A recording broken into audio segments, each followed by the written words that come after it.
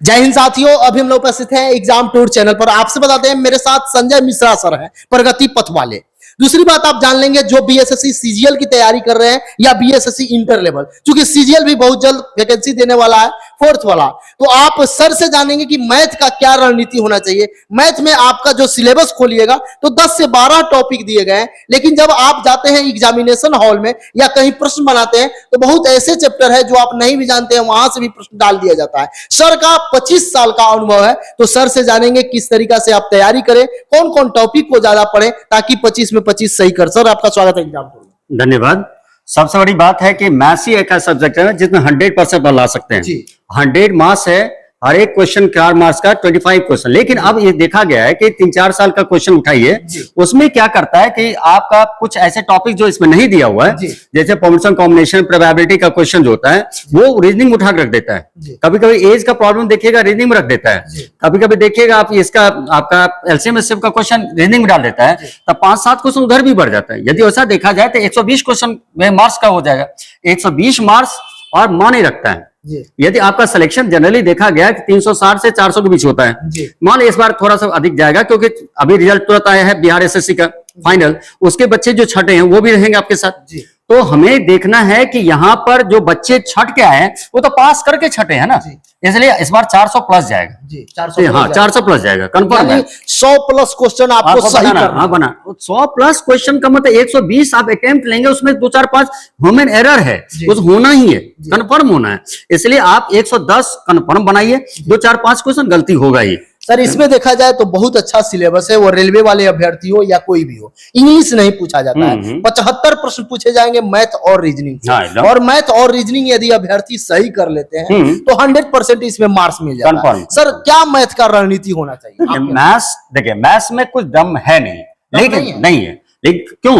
उस बच्चे का जो शुरू से प्रैक्टिस कर रहे हैं। अब यहाँ पर सबसे इंपॉर्टेंट होता है कि चैप्टर को जानना, चैप्टर कहाँ से निकलता है वो हम लोग जानते हैं, ठीक है। बच्चों को वही बताना चाहते कहां से पढ़ो ताकि कम समय में हम उसको क्रैक पढ़वाएं। तो इसके लिए इसमें जो जैसा पार्ट दिया गया तो संख्या पद्धति दिया है कि आपका पार्ट उसमें इलेबोरेट नहीं किया कि क्या पढ़ना है, तो वो टीचर ही जानते हैं, ठीक है। तो बच्चों को हम लोग समझाएंगे कि कहां से लाना है, कहां से क्वेश्चन आएगा। हमें 10 टॉपिक दिया है, 10 टॉपिक्स नहीं, यहाँ पर संख्या पद्धति से प्रश्न लिखा हुआ है। तो संख्या पद्धति का सबसे इंपॉर्टेंट होता है क्या? संख्या पद्धति तो बहुत बड़ा चीज है, यदि हम 6 महीना भी पढ़े तो नहीं खत्म कर पाएंगे। लेकिन इसमें सेलेक्टेड टॉपिक्स जैसे एक फॉर्मेट जैसे आपका सबसे इंपॉर्टेंट था एलसीएम एचसीएफ, कंफर्म है हर एक साल 2 से 3 क्वेश्चन रहता है। जितना बार आप देखिए 2 से 3 क्वेश्चन रहता है, इसको बनाएगा तो इसका मतलब 12 नंबर तो आप यहां आ गया। सॉरी, ठीक है। अब यहां पर एक टॉपिक बहुत इंपॉर्टेंट है, यहां दशमलव और भिन्न, इसमें देखिएगा रैंकिंग का क्वेश्चन आता है, रैंकिंग से पूछा जाता है कंफर्म, जबकि तोड़ के नहीं बताया। नहीं रैंकिंग नहीं है। अब यहाँ भिन्न देखिए, ये कंफर्म है, एकदम लिख कर देते हैं 100%।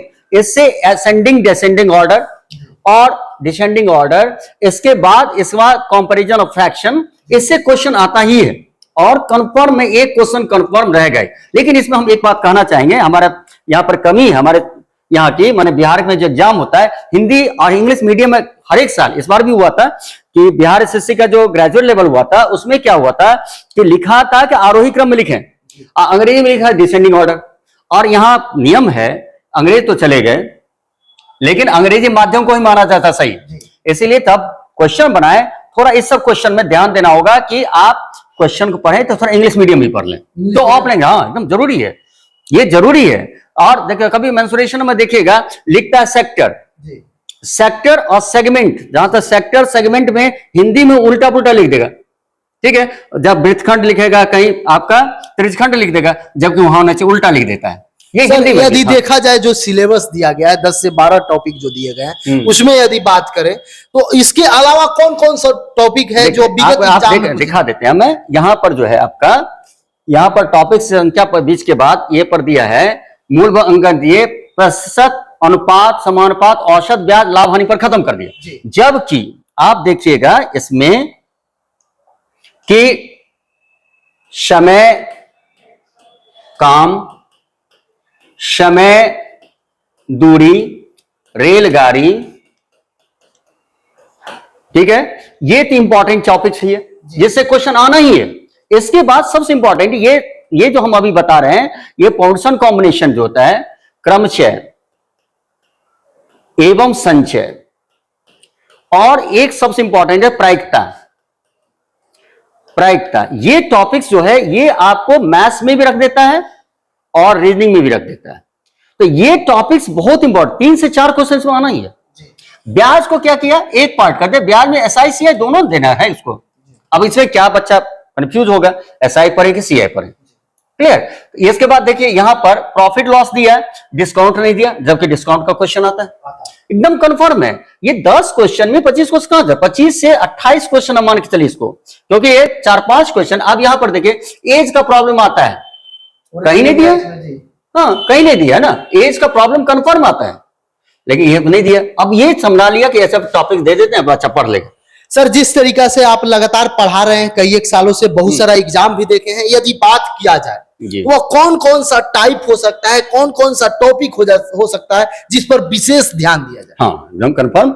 देखिए मैं तो पहले कह दिया, सबसे इंपॉर्टेंट नंबर सिस्टम में आप एलसीएम एसए पर ध्यान दीजिए, कंपैरिजन फ्रैक्शन पर ध्यान दीजिए, रैंकिंग पर ध्यान दीजिए, ठीक है, ये सबसे इंपॉर्टेंट चीज है।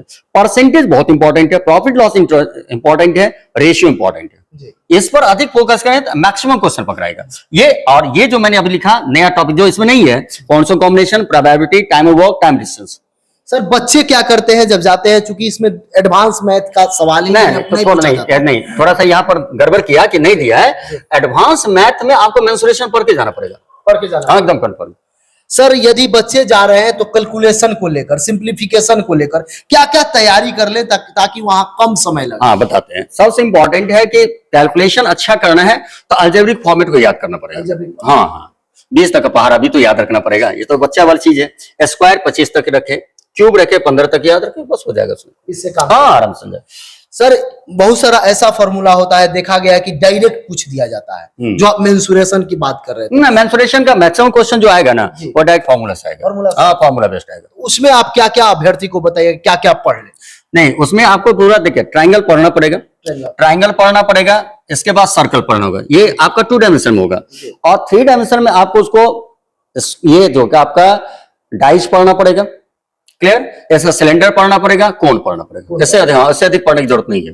सर कितना अभ्यर्थी प्रयास कर ले, चूंकि एक से प्रैक्टिस होता है, समय बचाने के लिए देखा जाता है कि कितना समय आ रहा है। बहुत ऐसा भी प्रश्न पूछा जाता है जो मैथमेटिक्स एग्जाम में छोड़ने लायक होता है, क्योंकि उसमें समय बहुत अधिक लगता है। नहीं, जहां तक हमारा अपना एक्सपीरियंस है, तो सबसे इंपॉर्टेंट है जो क्वेश्चन आप रिपीट होता है उसको तो पहले देख लीजिए, ठीक है, रिपीट बहुत क्वेश्चन होता है, सबसे इंपॉर्टेंट। दूसरी बात है कि थोड़ा प्रैक्टिस अधिक कर लेंगे तो छोड़ने की जरूरत नहीं है, टाइम रहता है बहुत अच्छा, टाइम रहता है। लेकिन यही है कि एक एक चीज को पढ़ के जाना होगा, एक एक चीज को पढ़ के जाना होगा। 5 बात क्या अभ्यर्थी ध्यान करें मैथमेटिक्स के लिए, क्या क्या देखें ताकि उनका मैथ्स में 25 में 25 बना? हाँ चाहिए।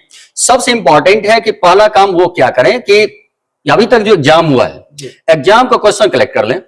एग्जाम कलेक्शन करने के बाद उनको ये देखना पड़ेगा कि कौन कौन टॉपिक हमको आता है, उसके बाद कौन कौन टॉपिक में लैकिंग है, ठीक है, उसको अच्छा से प्रैक्टिस करें और उसका फॉर्मूला के चार्ट बना लें।